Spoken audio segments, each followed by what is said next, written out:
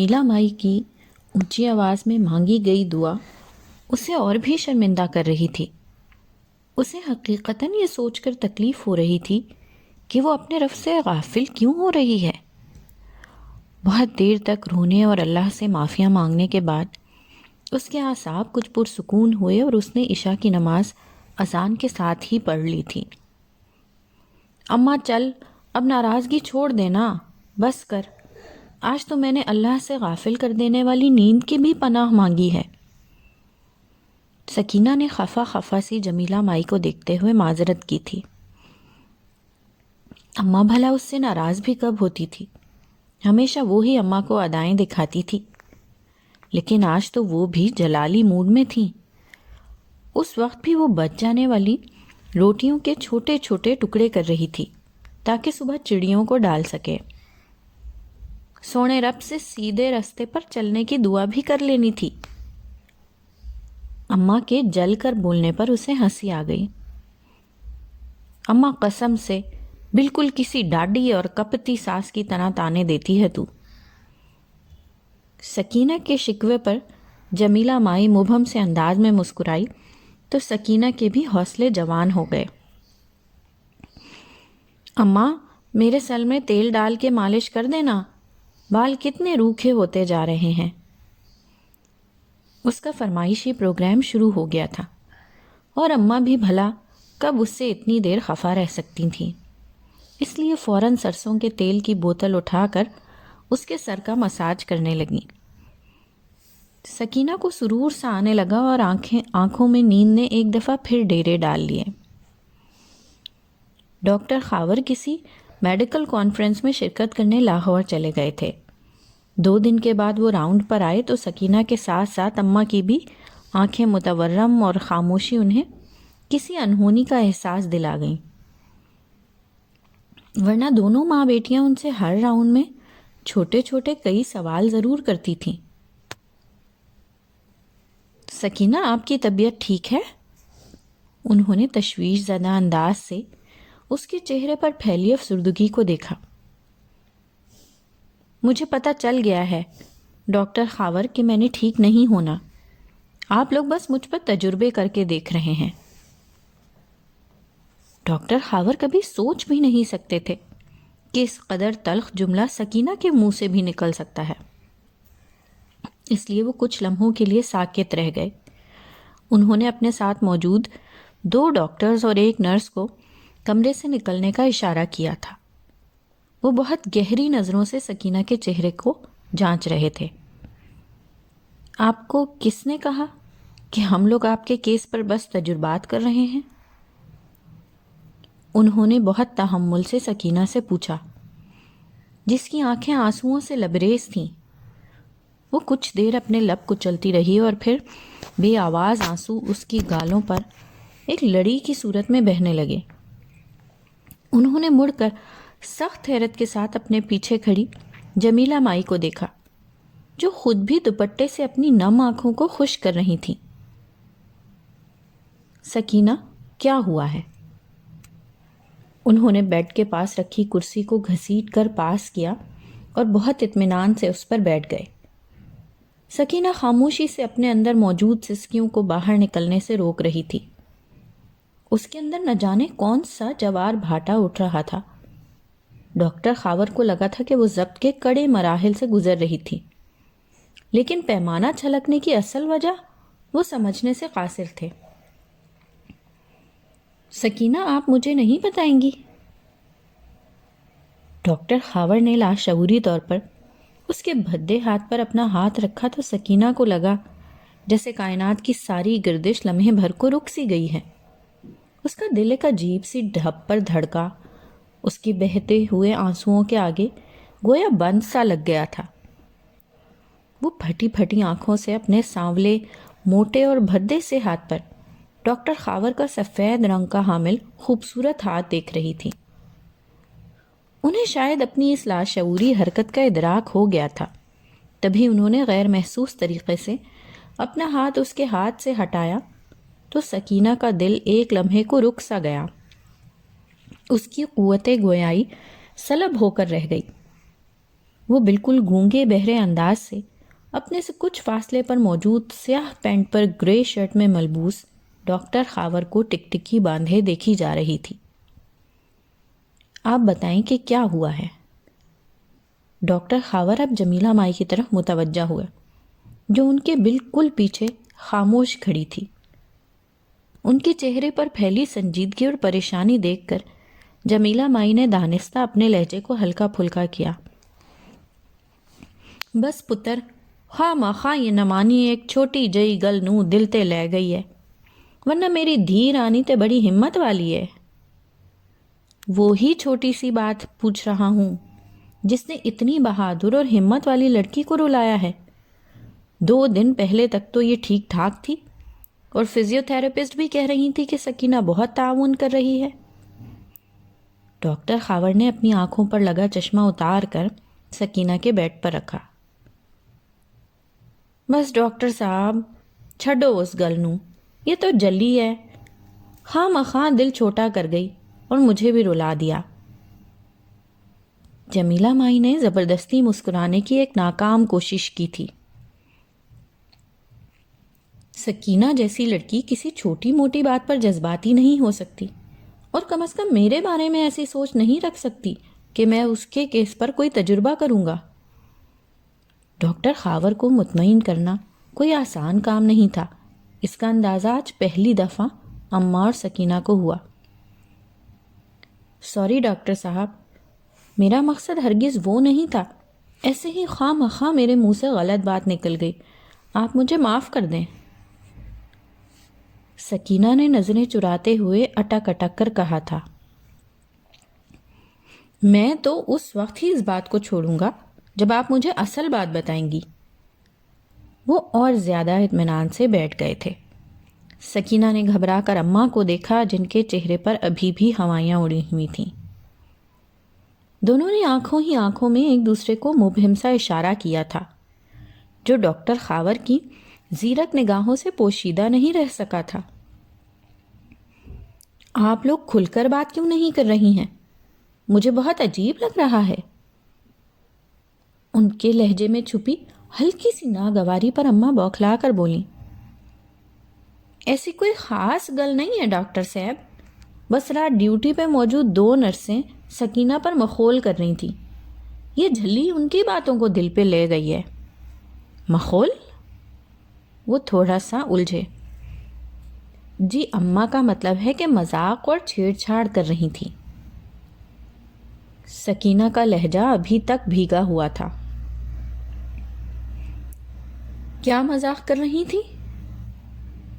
ان کے چہرے پر موجود سنجیدگی اب ان دونوں کو ہلائے دے رہی تھی۔ اماں بولتے ہوئے کچھ تذبذب کا شکار ہوئی تو سکینہ نے جھٹ کہا، کچھ نہیں ڈاکٹر صاحب، وہ کہہ رہی تھی کہ سکینہ، تمہاری کمر کی کوہان دیکھ کر اونٹ کے بچے کا خیال آتا ہے۔ واٹ؟ ان کو سن کر ہی سخت دھچکا لگا اور وہ بلا ارادہ ہی اٹھ کھڑے ہوئے۔ ان کے چہرے پر پھیلی سرخی ان کے اندرونی خلفشار کی عکاسی کر رہی تھی۔ یہ تو انتہائی نامناسب اور فضول ترین بات کی ہے انہوں نے۔ انہیں سخت غصہ آیا تھا۔ اور کیا یہ بھی انہوں نے ہی کہا تھا کہ ہم لوگ آپ کے کیس پر تجربے کر رہے ہیں؟ ان کے انداز میں اس قدر سختی تھی کہ اماں اور اس نے فوراً گھبرا کر نفی میں سر ہلا دیا۔ ان کی نظریں چرانے پر وہ معاملے کی تہ میں پہنچ گئے تھے۔ رات ڈیوٹی تھی کس کی؟ کون کال پر تھا؟ انہوں نے زیر لب کہہ کر تھوڑا سا سوچا۔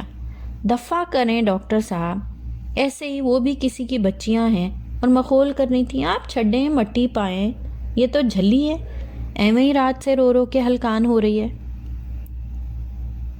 جمیلہ مائی کسی سے بھی پنگا لینے کی پوزیشن میں نہیں تھی۔ اسے معلوم تھا کہ اسے اپنی بیٹی کے ساتھ ایک طویل عرصے تک یہیں رہنا ہے۔ ایسے میں اسپتال کے چھوٹے بڑے عملے کے ساتھ بنا کر رکھنے میں ہی عافیت تھی، لیکن اب ڈاکٹر صاحب کے چہرے پر پھیلے غصے کو دیکھ کر انہیں اپنی حماقت کا احساس ہوا تھا۔ جانے دیں ڈاکٹر صاحب، ایسے مخول تو ہمارے پینٹ کے نیانے بھی سکینہ کے ساتھ کرتے تھے، لیکن اس وقت یہ جھلی محسوس نہیں کرتی تھی. اب خورے سے کیا ہو گیا ہے؟ جمیلہ مائی اپنی طرف سے حتی الامکان معاملے کی سنگینی کو کم کرنے کی کوشش کر رہی تھیں، اور اس کی بدقسمتی تھی کہ ڈاکٹر صاحب کو اس کی یہ بے ضرر سی کوشش صاف سمجھ میں آ رہی تھی. مذاق میں بھی کسی انسان کو یہ زیب نہیں دیتا کہ وہ ان چیزوں کا تمسخر اڑائے جس میں انسان کا اختیار نہیں. جب ہم ایسا کر رہے ہوتے ہیں تو ہم بالواسطہ اس ذات کا مذاق اڑا رہے ہوتے ہیں جس نے ان چیزوں کو تخلیق کیا ہوتا ہے. انسان نا سمجھ ہے اور اس چیز کا شعور نہیں رکھتا، اسی لیے تو خسارے میں رہتا ہے.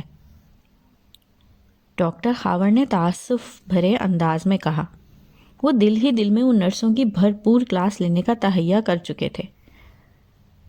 رہنے دیں ڈاکٹر صاحب، مجھے ان سے کوئی شکوہ نہیں، اللہ خود ہی ان سے پوچھ لے گا.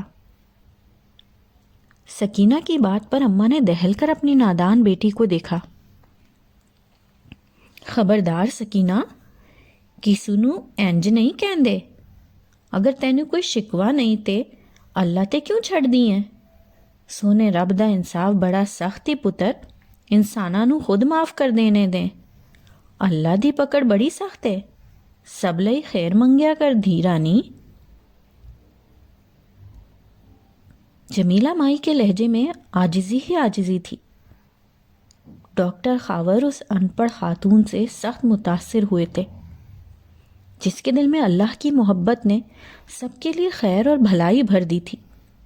وہ تیزی سے کمرے سے نکلے اور اپنا چشمہ اٹھانا ہی بھول گئے، جبکہ سکینہ نے اماں کی نظروں سے بمشکل بچتے ہوئے اس چشمے کو فوراً عقیدت سے اٹھا کر اپنے تکیے کے نیچے چھپا دیا تھا.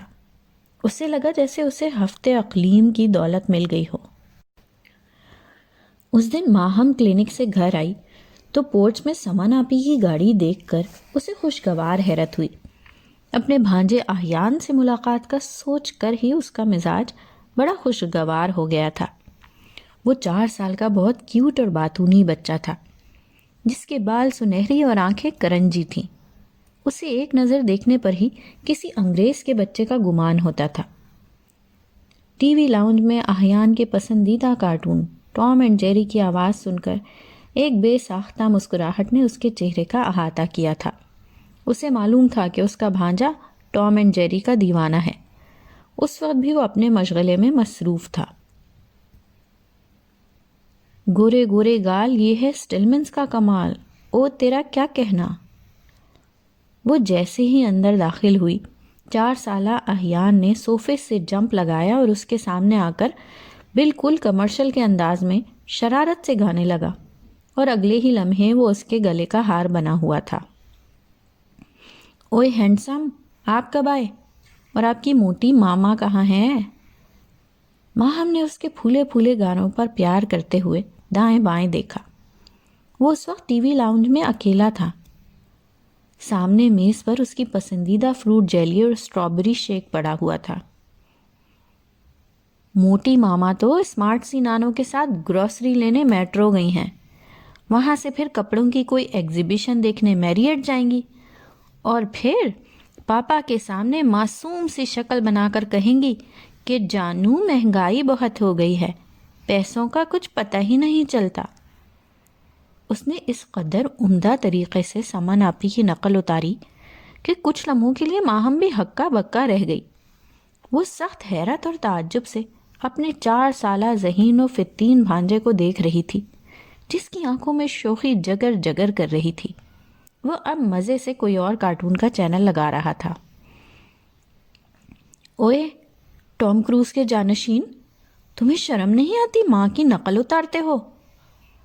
ماہم نے کان سے پکڑ کر اسے اپنے پاس بٹھایا جس کے اندر ایک بے چین روح کا بسیرا تھا.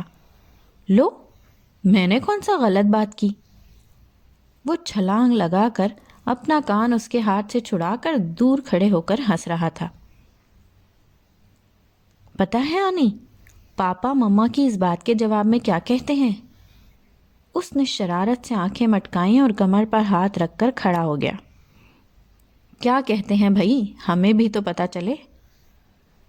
اس نے اپنا بیگ کندھے سے اتار کر سائیڈ میز پر رکھا اور جگ سے پانی گلاس میں انڈیلنے لگی جو ملازمہ اسے دیکھ کر لے آئی تھی۔ پاپا کہتے ہیں، وہ منہ پر ہاتھ رکھ کر ہنسا تو ماہم کو بے ساختہ ہی اس پر پیار آیا۔ بتاؤ نا، اسے تجسس ہوا۔ آپ عائشہ آنی کو تو نہیں بتائیں گی نا، ورنہ وہ پاپا کو بتا دیں گی۔ اسے ایک نئی فکر نے گھیرا۔ اسے معلوم تھا کہ پڑوس میں رہنے والی عائشہ آنی اس کے پاپا کی کزن ہے اور ماہم آنی کی بیسٹ فرینڈ۔ ارے بابا نہیں بتاتی۔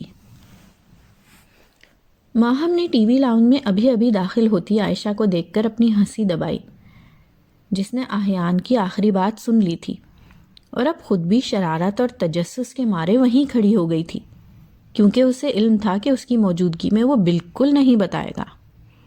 یار بتا دو نا۔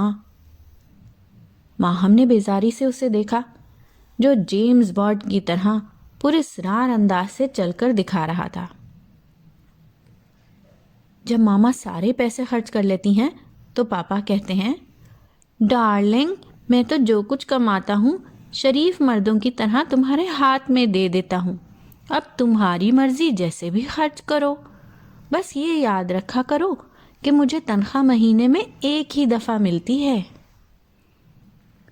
اس کی پرفیکٹ نقل پر ماہم کے ساتھ عائشہ کے حلق سے بھی ایک بے ساختہ قہقہا نکلا، جبکہ عائشہ کو ایک دم اپنے سامنے دیکھ کر اس کا رنگ فق ہوا۔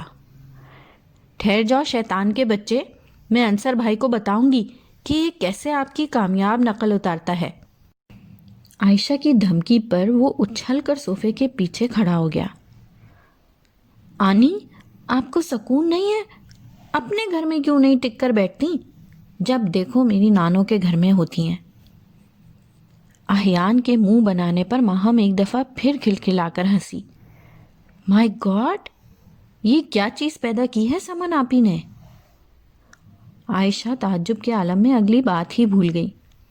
اس کی بات پر ماہم بے ساختہ ہنسی، جبکہ آہیان ٹی وی پر بلند آواز میں چلنے والے کم آن بیبی 1 پاؤنڈ فش گانے پر میز پر کھڑے ڈانس کر رہا تھا۔ آہیان نیچے اترو ورنہ پاپا کو ابھی فون کر دوں گی۔ اس کی دھمکی پر وہ فوراً میز سے نیچے اتر آیا تھا۔ اب شرافت سے صوفے پر بیٹھا دونوں کو غصے سے گھور رہا تھا۔ میں نے ماما سے کہا بھی تھا کہ مجھے گھر چھوڑ دیں، وہاں عائشہ آنی کی موجودگی میں ماہم آنی مجھے لفٹ ہی نہیں کرواتی۔ اس کی سنجیدگی سے کہی گئی بات پر وہ دونوں ہی ہکا بکا رہ گئیں۔ یار، یہ کہاں سے ایک ظالم سماج ہمارے درمیان آ گیا ہے؟ عائشہ کی ہنسی میں سخت حیرت تھی۔ بس یار، آج کل مارکیٹ میں ایسے ہی بچے آ رہے ہیں۔ ماہم آج کافی تھک گئی تھی۔ اس نے ٹانگیں صوفے کے اوپر کر کے آلتی پالتی مار لی۔ آہیان بیٹا، آپ موہت چاچو کے پاس جاؤ اور کیرم بورڈ کھیلنا۔ وہ گلہ کر رہے تھے کہ آہیان اب ان کے پاس نہیں آتا۔ عائشہ نے اسے وہاں سے بھگانا چاہا، ویسے بھی وہ ایک خاص بات کرنے آئی تھی جو آہیان کی موجودگی میں ممکن نہیں تھی۔ نہیں آنی، اب موہد انکل بہت بور ہو گئے ہیں۔ پہلے اچھے تھے جب میرے ساتھ کرکٹ کھیلتے تھے، اب ان کے ساتھ مزہ نہیں آتا۔ اس کے منہ پھٹ انداز پر عائشہ کے چہرے کی رنگت پھیکی پڑی تھی۔ اپنے بھائی کی معذوری کا احساس اسے خود تو تھا ہی، اب تو بچے بھی اس کا برملا اظہار کرنے لگے تھے۔ بری بات ہے آہیان۔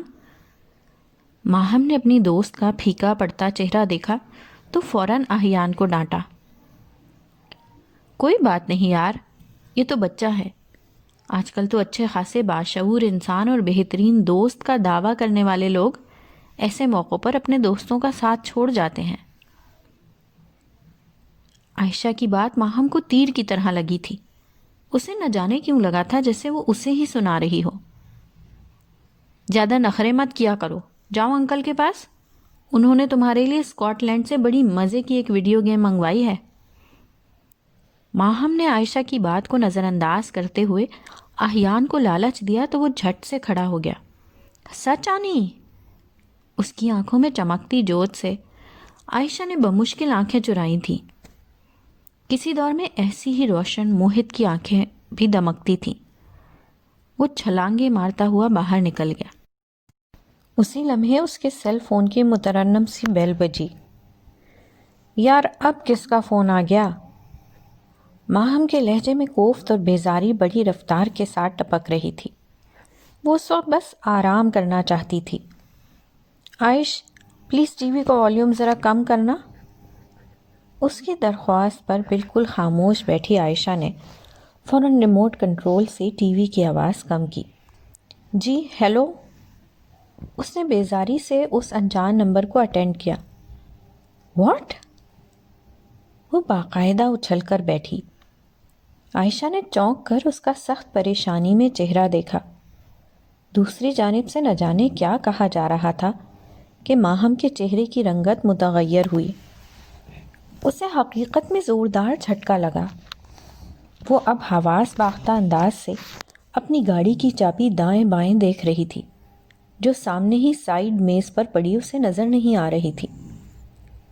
عائشہ نے بہت کم زندگی میں اسے اس طرح ری ایکٹ کرتے دیکھا تھا۔ ڈونٹ وری آنٹی، میں پہنچ رہی ہوں۔ اس نے کلائی میں بندھی واچ پر وقت دیکھتے ہوئے بڑی عجلت میں کہا تھا۔ وہ فون بند کر چکی تھی۔ کیا ہوا ماہم؟ عائشہ کو کسی انہونی کا احساس ہوا۔ یار بہت برا ہوا ہے۔ عائشہ کو اس کی آواز کسی کنویں سے آتی محسوس ہوئی۔ بتاؤ نا کیا ہوا ہے اور کہاں جا رہی ہو؟ اس نے گاڑی کی چابیاں اسے تھماتے ہوئے فکر مندی سے پوچھا۔ رامس علی نے خودکشی کر لی۔ اس کے لہجے میں کچھ تھا جو عائشہ کو بھی اپنی ریڑھ کی ہڈی میں سنسناہٹ سی محسوس ہوئی، جبکہ ماہم جو کہ خود بھی بہت کم اعصابی دباؤ کا شکار ہوتی تھی، لیکن اس لمحے اس سے بھی یوں لگا جیسے کسی نے بھاری بلڈوزر اس کے اوپر سے گزار دیا ہو۔ وہ سوچ بھی نہیں سکتی تھی کہ وہ اتنا بڑا قدم اٹھا لے گا۔ وہ رامس کے ساتھ F9 سیکٹر میں واقع فاطمہ جناح پارک میں موجود تھی۔ موسم بہت سہانا تھا۔ فضا میں موتیے کے پھولوں کی بھینی بھینی سی مہک تھی۔ اپنی خودکشی کے واقعے کے بعد وہ پہلی دفعہ ماہم کے ساتھ گھر سے باہر نکلا تھا، اس لیے اضطراب اور بے چینی اس کے ساتھ چلتے ہوئے ماہم کو اچھی طرح محسوس ہو رہی تھی۔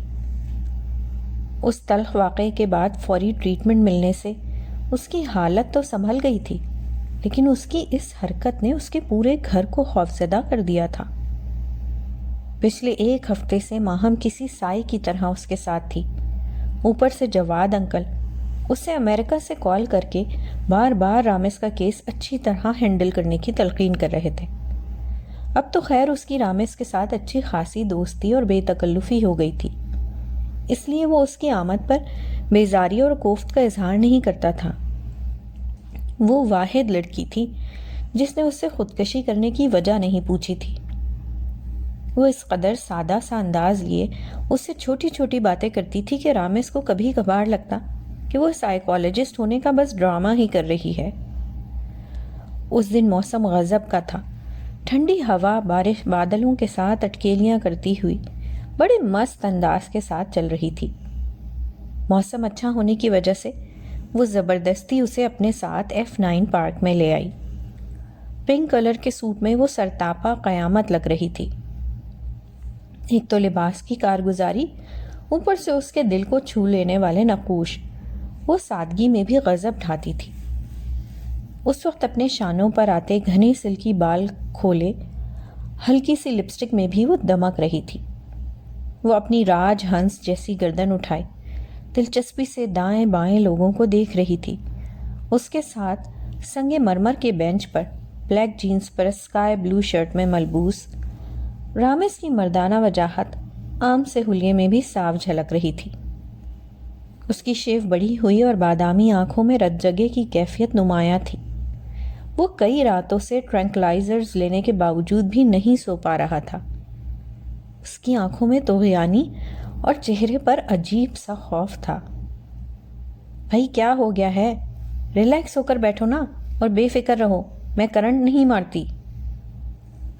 ماہم نے دلکش مسکراہٹ سے اسے قدرے فاصلے پر لا تعلقی سے بیٹھے دیکھ کر شرارتاً کہا۔ ایسی کوئی بات نہیں۔ اداسی اس کے سارے وجود پر خیمہ تانے ہوئے تھی۔ وہ تھوڑا سا قریب ہوا تو اس کے لباس سے اٹھنے والی بھینی بھینی پرفیوم کی خوشبو ماہم پر خوشگوار تاثر چھوڑ گئی۔ پرفیوم تو بہت زبردست لگا رکھا ہے۔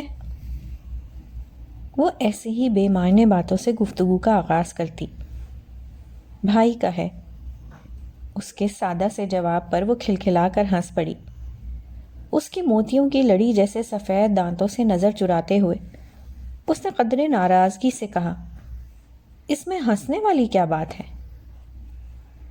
اس کی بادامی روشن آنکھوں میں ہلکی سی جھنجھلاہٹ ابھری جسے ماہم نے صاف نظر انداز کیا۔ ایک تو تم فوراً لڑکیوں کی طرح ناراض ہو جاتے ہو چھوٹی چھوٹی باتوں پر۔ ماہم ایک دفعہ پھر ہنسی۔ اور تم لڑکوں کی طرح جو بات دل میں آئے وہ فوراً کہہ دیتی ہو۔ اس کا جوابی حملہ ماہم کو اچھا لگا۔ کیوں؟ نہیں کہنی چاہیے کیا؟ اس کی آنکھوں میں سے ایک دفعہ پھر شرارت چھلکی۔ وہ خاموش رہا تھا۔ رامز، تم ماڈلنگ کیوں نہیں کرتے؟ قسم سے ماڈلنگ کے لیے بالکل فٹ ہو۔ وہ ماہم کے اس بے تکے مشورے پر سخت حیران ہوا۔ مجھے ایسے فضول کام پسند نہیں۔ اس نے فوراً ناگواری کا اظہار کیا۔ پھر کیا کام پسند ہے وہ بتا دو۔ اس نے قطعاً برا نہیں منایا بلکہ پہلے سے زیادہ دلچسپی سے پوچھا۔ میں کچھ بھی نہیں کر سکتا، میں بس اتنا جانتا ہوں۔ وہ بالکل ایک روٹھے ہوئے بچے کی طرح بولا تھا۔ ماہم مسکرائی۔ دیکھو رامز، تم ایک بالکل نارمل انسان ہو، بس ڈپریشن کے بعد والے فیز سے گزر رہے ہو۔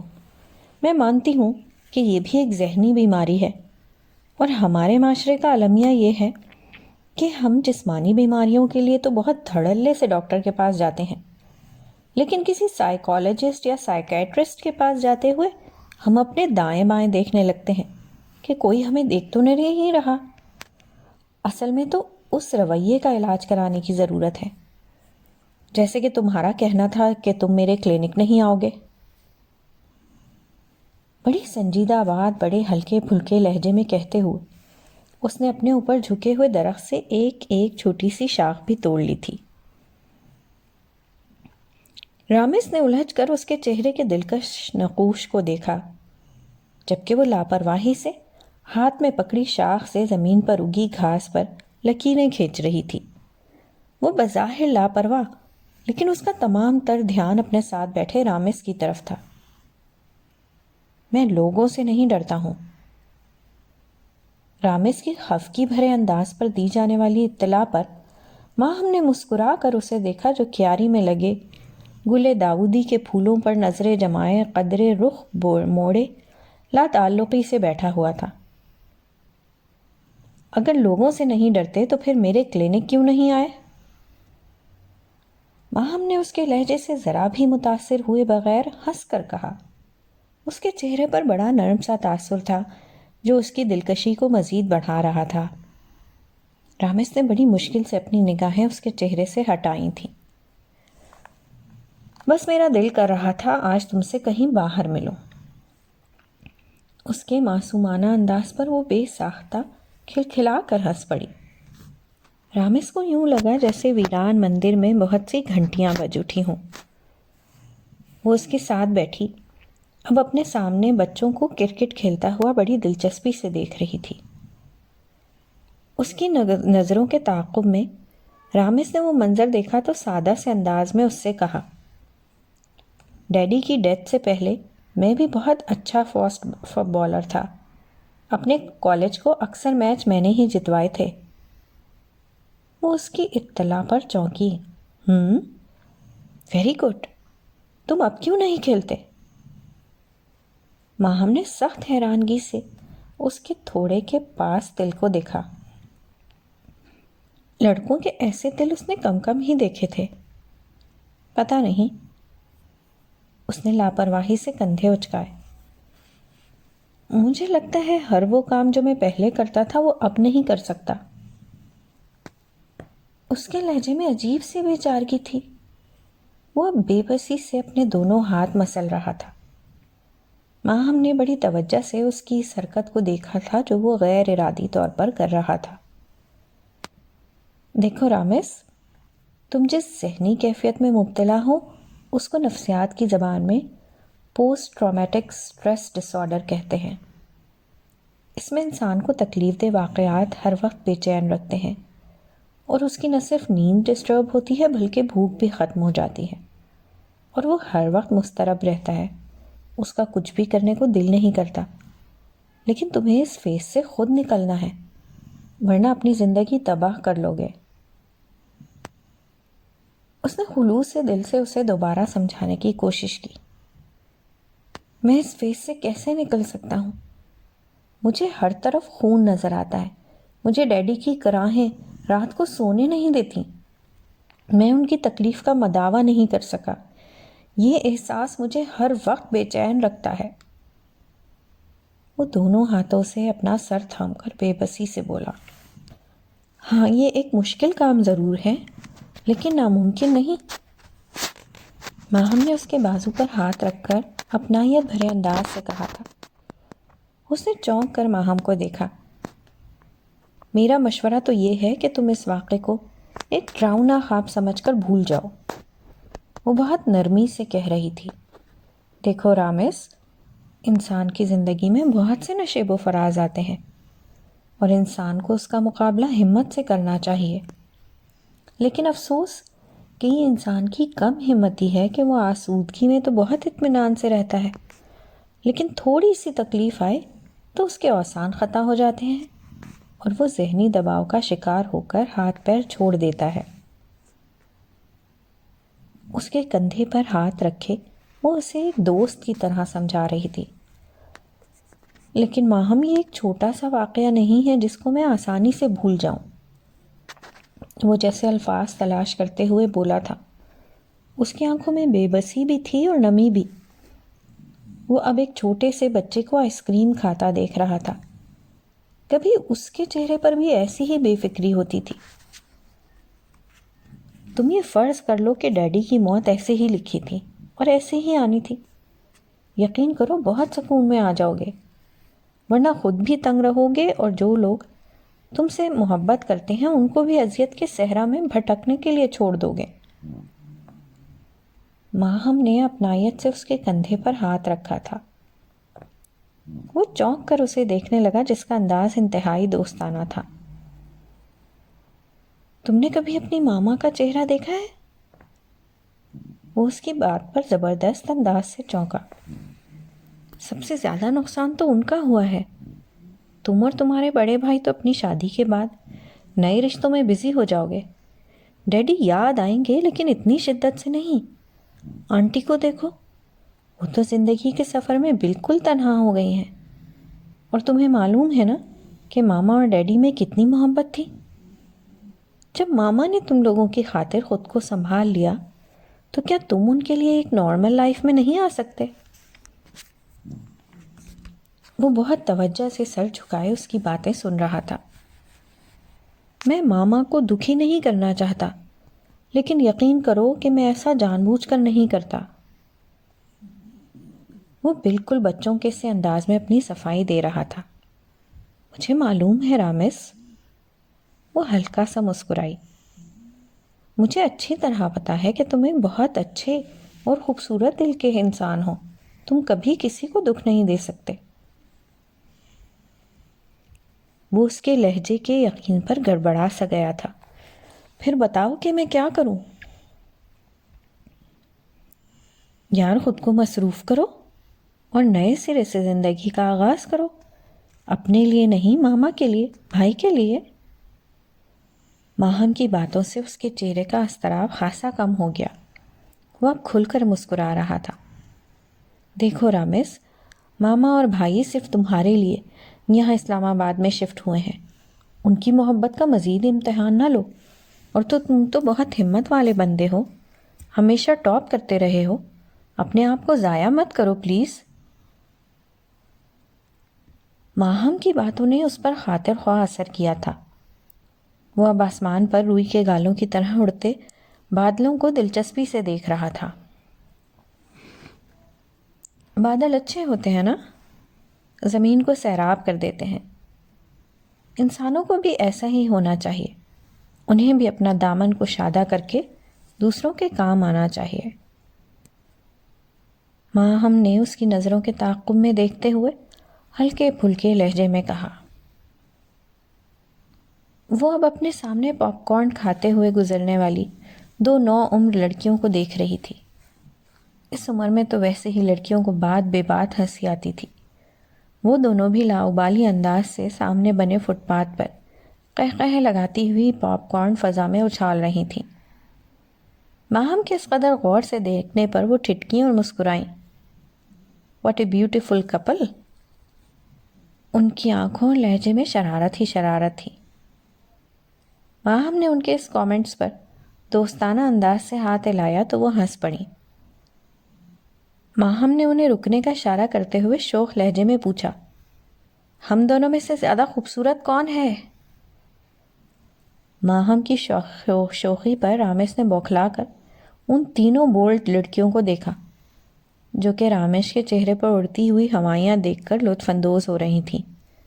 ان کے لیے یہ بالکل انوکھا نظارہ تھا۔ دونوں، وہ کھلکھلا کر ہنسیں۔ انہوں نے گرم گرم پاپ کارن کا لفافہ ماہم کی جانب بھی بڑھایا جس نے بے تکلفی سے مٹھی بھر لی، جبکہ ان دونوں لڑکیوں میں سے ریڈ شرٹ میں ملبوس لڑکی نے انگلی کے اشارے سے کہا، یہ زیادہ ہینڈسم ہے۔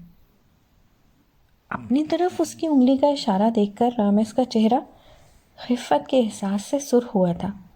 وہ سر جھکائے بالکل خاموش کسی بچے کی طرح بیٹھا ہوا تھا۔ لولی، وہ اب رامس کے خفت زدہ چہرے اور گڑبڑانے پر محظوظ ہو رہی تھیں۔ ایسٹرن گائے۔ ان دونوں کی ہنسی تھمنے میں ہی نہیں آ رہی تھی۔ یہ تو یار زیادتی ہے میرے ساتھ، ماہم اب مصنوعی غصے سے بولی، لیکن حقیقت یہ تھی کہ اسے بھی رامش کا بلش ہونا بہت لطف دے رہا تھا، جبکہ وہ لڑکیاں ماہم کو یقین دلانے میں مصروف تھیں کہ وہ بھی کسی طور کم نہیں، لیکن وہ جان بوجھ کر افسردہ ہونے کی بڑی کامیاب اداکاری کر رہی تھی۔ وہ لڑکیاں اب ہنستے ہوئے آگے بڑھ گئی تھیں، جبکہ ماہم اٹھ کر اب والز آئس کریم کے اسٹال کی طرف بڑھ گئی تھی۔ یہ لو، میری طرف سے زیادہ ہینڈسم ہونے کی خوشی میں کورنیٹو کھاؤ اور موجیں اڑاؤ۔ وہ اس کے پاس بینچ پر بیٹھ کر شوخ انداز سے گویا ہوئی، جبکہ وہ بغور اس کی طرف دیکھ رہا تھا۔ اس کے اس طرح دیکھنے سے وہ تھوڑا سا گڑبڑائی۔ تم بہت خوبصورت ہو ماہم، وہ اس کے سبھی چہرے کے دلکش نقوش کو دیکھتے ہوئے بڑے جذب سے بولا تھا۔ وہ اس کی بات پر کھلکھلا کر ہنس پڑی۔ اچھا، میری دلجوئی کر رہے ہو؟ وہ اب مزے سے آئس کریم کھا رہی تھی۔ اس کی بات پر وہ صرف مسکرا دیا۔ نہیں، میں تمہیں بالکل ایک سچ بات بتا رہا ہوں، اس نے آئس کریم پکڑتے ہوئے سادگی سے کہا۔ کیا سوچ رہے ہو رامس؟ ماہم نے اسے بالکل خاموش بیٹھے دیکھ کر یوں ہی بات کو بڑھانے کے لیے پوچھا۔ یار میں سوچ رہا ہوں کہ مجھے کوئی جاب وغیرہ کر لینی چاہیے، اس نے سنجیدگی سے کہا تو ماہم کو خوشی کا بڑا فطری سا احساس ہوا۔ Very nice. ماہم نے خوشگوار احساس کے ساتھ اس کا پرعزم چہرہ دیکھا اور وہ شاید آج اسے جی بھر کر حیران کرنے پر تلا ہوا تھا۔ تبھی اس کی حیرت سے بے نیاز کہہ رہا تھا، میں نے بھی یہ سوچا ہے کہ مجھے نئے سرے سے اپنی زندگی کا آغاز کرنا چاہیے۔ دیٹس گریٹ یار۔ ماہم کو حقیقتاً خوشی ہوئی۔ رامس نے بے پایا خوشی کے احساس کو اس کے خوبصورت چہرے پر بڑی سرعت کے ساتھ پھیلتے دیکھا، اور یہ اس کے لیے ایک خوشگوار تجربہ تھا۔